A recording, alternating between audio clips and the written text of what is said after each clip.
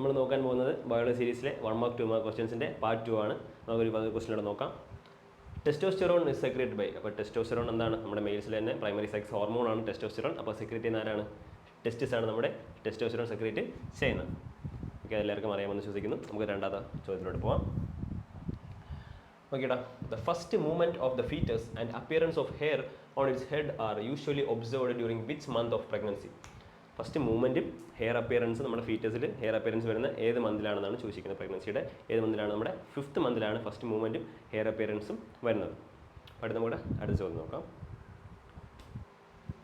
Find out the first cell which is formed as haploid during spermatogenesis. സ്പെർമറ്റോജെനിസിസിൻ്റെ സമയത്ത് first haploid cell ആരാണെന്ന് ചോദിക്കുന്നത്. നമുക്കറിയാം spermatogonium, primary spermatocyte, secondary spermatocyte, അത് spermatids ആവുന്നു. ആ സ്പെർമാറ്റിഡ്സ് ആണ് സ്പെർമായിട്ട് മാറുന്നത്. അപ്പോൾ പ്രൈമറി സ്പെർമറ്റോസൈറ്റ് നമുക്കറിയാം ഡിപ്ലോയിഡ് ആണ്. അത് ഹാപ്ലോയിഡ് ആവുന്നപ്പോഴാണ് ഫസ്റ്റ് മിയോട്ടിക് ഡിവിഷൻ കഴിഞ്ഞ ശേഷം സെക്കൻഡറി സ്പെർമറ്റോസൈറ്റ് ആകുമ്പോഴാണ് അത് ഹാപ്ലോയിഡായിട്ട് മാറുന്നത്. അപ്പോൾ ഹാപ്ലോയിഡ് സെൽ എന്ന് പറഞ്ഞാൽ നമ്മുടെ സെക്കൻഡറി സ്പെർമറ്റോസൈറ്റ് ആണ് അതിലെ ഹാപ്ലോയിഡ് സെൽ. അടുത്ത ചോദ്യം.